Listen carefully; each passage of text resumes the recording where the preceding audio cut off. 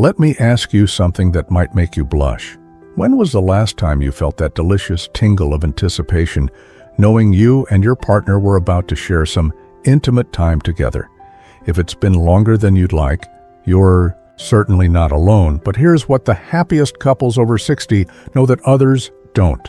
Recent studies from the University of Chicago's National Social Life, Health, and Aging Project revealed something astonishing. Nearly 40% of active seniors aged 65-80 are enjoying physical intimacy at least once a week, with many reporting greater satisfaction than they experienced in their younger years. Now, before you dismiss this as impossible for your situation, let me share what my dear friend Miriam discovered after 53 years of marriage. She confessed that she and her husband Samuel had fallen into what she called the roommate rut, sleeping in separate beds, barely touching, except for perfunctory goodnight pecks, both secretly believing their days of passion were behind them. That is, until their granddaughter's wedding last summer, when they found themselves slow dancing to Unchained Melody, and suddenly remembered the electric connection that first brought them together back in 1967. What happened next surprised them both. They began implementing small changes that completely transformed their relationship, changes we'll explore together today. You see, the difference between couples who maintain that spark and those who don't isn't about luck or genetics. It's about understanding three crucial principles that anyone can apply. First, recognizing that intimacy after 60 looks different than it did at 30. And that's not just okay, it's often better. Second, learning how health changes actually create opportunities for deeper connection if you know how to work with them rather than against them. And third, perhaps most importantly, realizing that emotional intimacy is the secret fuel that keeps physical intimacy alive through the decades. Now, I can already hear some of you thinking, but what about my arthritis? Or my partner hasn't shown interest in years? And believe me, we'll address every single one of these very real concerns. Because here's what they don't tell you at the doctor's office. Intimacy isn't just about what happens in the bedroom. It's about that moment when your partner of 40 years reaches for your hand during a scary medical test without even thinking about it.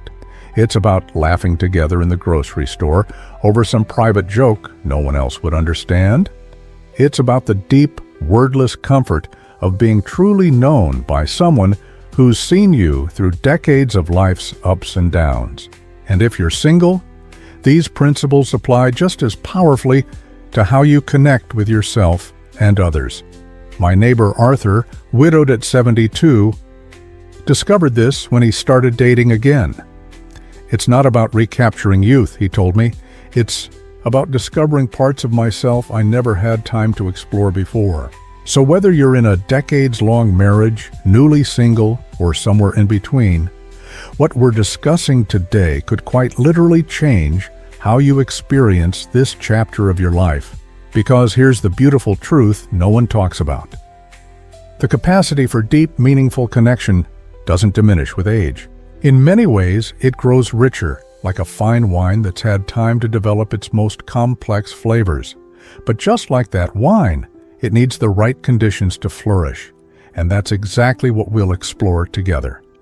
Now, let's shatter one of the most persistent myths about aging and intimacy, the idea that physical changes mean the end of pleasure. Nothing could be further from the truth. What's really happening is that our bodies are simply asking us to be more creative and intentional. Take my friends Eleanor and Robert, both in their late 70s. They've turned what some might see as limitations into opportunities for deeper connection. When Robert's arthritis made certain positions uncomfortable, they discovered the joy of side-by-side intimacy with plenty of pillows for support, something they jokingly call their nesting phase. And here's something fascinating from Dr. Carla DeLuz's research at the Stanford Center on longevity. Many couples report that slowing down physically actually leads to more satisfying experiences because there's less focus on performance and more on mutual pleasure. This mirrors what my yoga teacher friend Lakshmi teaches her senior students, that breath awareness techniques can transform physical intimacy into something almost meditative. But let's get practical. What does this look like in everyday life? For starters, the happiest couples I know have redefined what counts as intimacy. It's not just about intercourse, it's about that luxurious foot rub after a long day, the way your partner's hands feel massaging shampoo into your hair, or even just lying skin to skin under a warm blanket. My cousin Javier, a 68-year-old, retired firefighter, told me his most cherished moments with his wife now are when they slow dance in their kitchen to old Motown records. It's like we're 19 again, but without all the nervousness, he laughs. And here's a crucial point. These small moments of connection create what relationship experts call sexual capital, a reservoir of goodwill and positive feelings that makes more physical intimacy naturally flow. Think of it like tending a garden. You wouldn't expect roses to bloom if you never watered the soil. That's why couples who maintain active, intimate lives make touch a constant part of their day, not just something saved for the bedroom. A pat on the back while passing in the hallway, holding hands during evening walks, even playful pinches and pokes like you might have done when you were first dating. These keep the embers glowing so the fire can flare up when the moment's right. And for those thinking about health concerns, let's talk solutions. Diabetes, high blood pressure, joint pain. These don't have to be intimacy enders. Simple adaptations like timing intimacy for when energy is highest, often mornings for many seniors, using lubricants to accommodate natural changes, or even exploring new forms of pleasure can keep the connection alive. My friend Grace, a retired nurse, keeps what she calls her intimacy toolkit. Special pillows, silky sheets, even a small step stool to make getting into bed easier, proving that where there's a will and a little creativity, there's most definitely a way. The key takeaway? Your body at 60, 70, or 80 isn't broken. It's just speaking a slightly different language of pleasure, one that might actually lead you to discover depths of connection you never imagined possible. Now let's tackle what might be the most important, yet most overlooked, ingredient for maintaining intimacy after 60, communication. And I don't mean just talking, but that special kind of vulnerable, courageous sharing that truly connects two hearts. My friend Beatrice, married 47 years, confessed something profound. We went nearly a decade barely touching because we were both too embarrassed to admit what we missed. Him thinking I'd lost interest after menopause, me assuming his prostate issues meant he couldn't.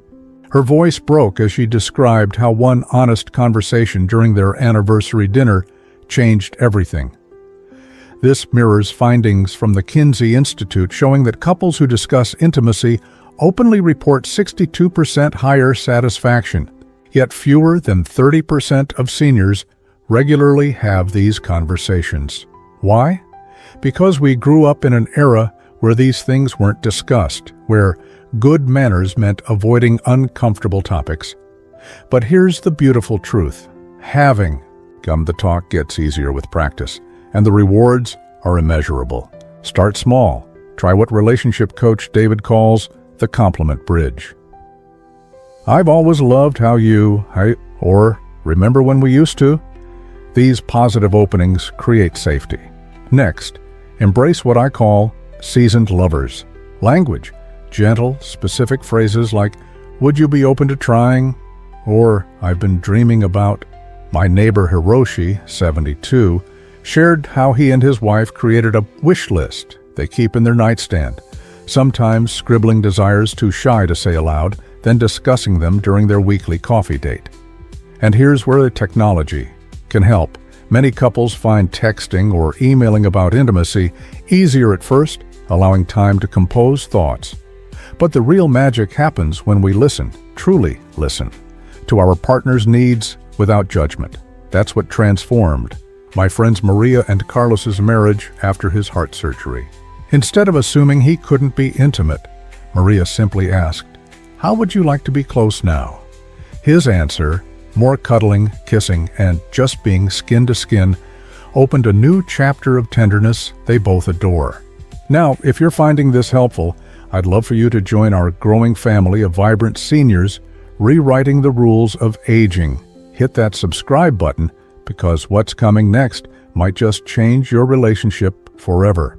Our community shares real solutions, like Dorothy's touch calendar, ensuring she and her husband connect daily despite busy grandparenting schedules, or retired teacher Samuel's genius idea of creating an intimacy menu they can point to when words feel hard.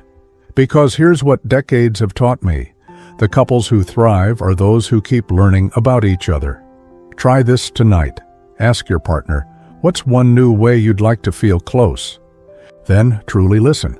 You might be amazed what you discover about the person you thought you knew everything about. And remember, communication isn't just verbal. The way you look at each other over morning coffee, how you squeeze their hand during a grandchild's recital, even your posture when they enter the room, these all speak volumes. That's the secret superpower we develop with age. The ability to communicate whole conversations through a single glance filled with decades of shared history. So start today. One small, brave conversation, one tender gesture, one moment of truly seeing each other again. The connection you've been missing might be just one honest talk away. Let's explore a profound truth that the happiest senior couples understand instinctively. Intimacy after 60 isn't just about maintaining what you had, but about discovering entirely new dimensions of connection that only come with time. My friend Geraldine, a vibrant 78-year-old, put it perfectly. When we were younger, intimacy was like fireworks, exciting and intense. Now it's more like a fine wine, complex, nuanced, and lingering beautifully on the palate. This evolution isn't accidental. Neuroscience research shows that as we age, our brains actually rewire to prioritize emotional connection and sensory pleasure over pure physical release. Dr. Helen Fisher's studies at Rutgers University reveal that long-term couples develop what she calls sexual synchronization, an almost telepathic understanding of each other's needs and responses that only decades together can create. Think about what this means. You're not losing your passionate self, you're becoming a connoisseur of connection. Take my friends Mei Ling and Daniel, married 55 years. They've created what they call slow intimacy Sundays, where they spend hours rediscovering each other through massage, shared baths, and what Daniel laughingly calls advanced cuddling techniques. Their secret? They've stopped measuring their intimate life by youthful standards and instead created their own definition of fulfillment. This is where many couples go astray, comparing their current physical relationship to what it was in their 30s, rather than appreciating it as something different but equally valuable. The reality is that hormonal changes can actually enhance certain aspects of intimacy. Many women report increased sexual confidence post-menopause, while men often find they can last longer and focus more on their partner's pleasure. My neighbor Frank, 82, shared this wisdom. Young lovers have biology on their side, but we've got history, and that's the ultimate aphrodisiac. He's right. Shared memories create layers of meaning that young couples simply can't access. When you touch your partner now, you're not just touching their body, you're touching every challenge you've faced together, every joy you've shared, every loss you've comforted each other through. This is why simple acts like brushing your wife's hair or shaving your husband's face can become profoundly intimate. They're physical connections infused with decades of emotional resonance. And for those dealing with significant health challenges, know this. Some of the most moving love stories I've witnessed have come from couples navigating illness together. My friend Miriam cared for her husband through Parkinson's, and she told me, "Our intimacy became about the way I could help him shower with dignity, how we'd hold hands during his tremors, the quiet understanding between us when words became hard. Their love didn't diminish. It transformed into something even more powerful. This is the ultimate lesson. Intimacy isn't a single note played loudly, but a symphony that changes its movements across the years, each phase beautiful in its own way. The couples who thrive are those who learn to appreciate the music of each season. As we come to the end of our conversation, I want to leave you with what I've learned after interviewing hundreds of happy couples in their golden years. The secret isn't in any single technique or trick, but in a fundamental shift in perspective. My dear friend Arthur, who at 82 still holds hands with his wife Lucy like newlyweds, summed it up best. We stopped thinking about intimacy as something we do and started seeing it as who we are together. This is the golden key at understanding that every gentle touch, every shared laugh, every quiet moment of understanding is part of an ongoing love story that gets richer with each passing year. Think back to when you first met your partner. Maybe it was dancing to the Beatles at a sock hop or sharing a milkshake at the local diner. That young couple still exists inside you both, waiting to be rediscovered in new ways. The happiest couples I know have rituals that keep this connection alive, like my neighbors Thelma and Ray, who still have date night every Friday, even if it's just takeout and a classic movie in their living room. Or my yoga student Marguerite, who leaves little love notes in her husband's golf bag like she did when they were first dating. These aren't grand gestures. They're the simple, sustained acts of attention that say, "I choose you," again and again. And if you're single, this applies just as powerfully. Your relationship with yourself sets the tone for all others. Connections in your life. My widowed friend Clifford found this when he started taking himself on solo dates to the jazz club he loved. I remembered how to enjoy my own company, he told me, and that made me ready to enjoy others too. Here's my challenge to you today. Pick one small thing to try this week that honors your capacity for connection. Whether it's reaching for your partner's hand during your evening news ritual, scheduling that doctor's appointment you've been putting off to discuss intimacy concerns, or simply looking in the mirror and appreciating the life in your eyes. And because I truly want this transformation for you, I'd love for you to join our growing family. Hit that subscribe button so you don't miss our upcoming series on reinventing retirement romance, where we'll dive even deeper into keeping the spark alive. Leave a comment below telling me, what's one cherished, intimate memory you'd like to recreate or build upon? Your stories inspire our whole community. Share this video with a friend who might need this message. We're never too old to learn new ways to love. And remember, your best years of connection aren't behind you. They're waiting to be discovered in this very moment. Here's to your next chapter of love, laughter, and lingering touches. May they be your sweetest yet. Until next time, this is your friend in the journey, signing off with a wink and a reminder. Growing older isn't about winding down, it's about loving deeper. Now go show someone, even if it's your wonderful self, just how much that heart of yours still has to give.